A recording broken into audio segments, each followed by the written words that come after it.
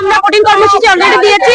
আমরা যতক্ষণ পর্যন্ত এই কমিটি বাতিলের ঘোষণা না আসবে ততক্ষণ পর্যন্ত এই রাস্তা দিয়ে একটা গাড়িও চলাচল করতে পারবে না।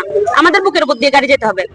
1 তারিখ থেকে যারা যোগ্য, যারা সামনে ছিল, যারা একেবারে মুখ পরিচিতি আহত, তাদের কোনো পুনর্বাসন হয়নি এবং তারা কমিটিতে নাই।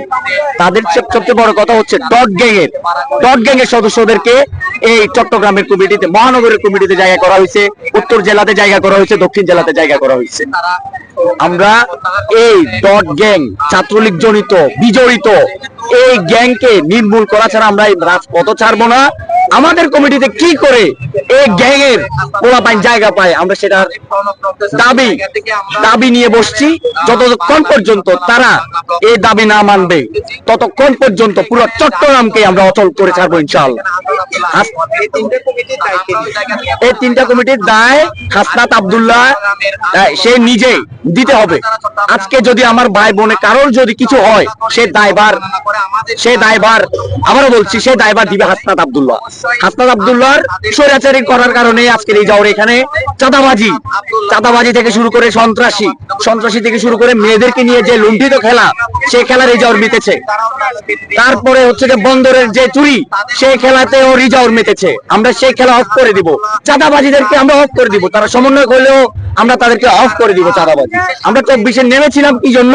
আমরা 24-এ নেমেছিলামও সেই জন্যই, যারা এই চাঁদাবাজি স্বৈরাচারী করে তাদেরকে আমরা নির্মূল করছি।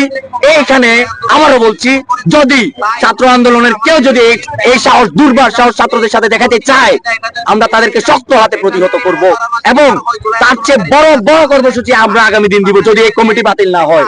সেটা একটা কথা, এই আহতদেরকে দিকে তাকাই যদি এরা যদি কমিটি বাতিল না করে, আমরা পুরা চট্টগ্রাম কালকে থেকে অচল করার ঘোষণা দিব ইনশাআল্লাহ।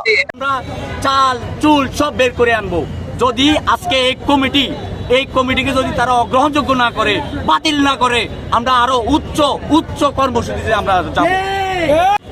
চট্টগ্রাম লালখান বাজারে আমরা বাংলা ব্লকের ঘোষণা করছি। এর দায় সম্পূর্ণ নেবে হাসনাত আব্দুল্লাহ এবং আরিফ সোহেল। যতক্ষণ পর্যন্ত এই কমিটি বাতিল ঘোষণা করা হয়নি, ততক্ষণ পর্যন্ত চট্টগ্রাম যান চলাচল সম্পূর্ণরূপে বন্ধ থাকবে। আমরা অনেকক্ষণ সময় নিয়েছি, আর সময় নিব না। আমরা এখন রাস্তা অবরোধ করেছি, আমাদের এই কর্মসূচি চলমান থাকবে। আমাদের শেষ দাবি না পর্যন্ত আমাদের 3টা দাবি।